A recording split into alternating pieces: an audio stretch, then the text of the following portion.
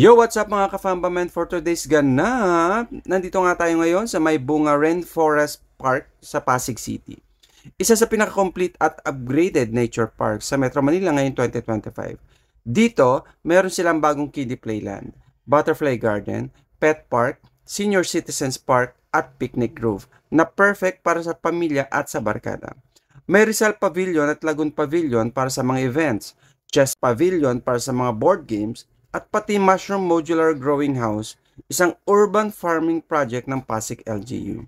Kumpleto rin sa classic amenities, merong water park na may slides at Olympic-sized pool, adventure zone na may zipline at wall climbing, mini zoo, botanical garden, meron ditong jogging oval, sports courts at modern fitness center. At syempre, nandito pa rin ang 70-year-old Balete Tree na kinilala ng DNR bilang Heritage Tree ng Pasig. Bukas sila araw-araw mula 5 AM hanggang 5 PM.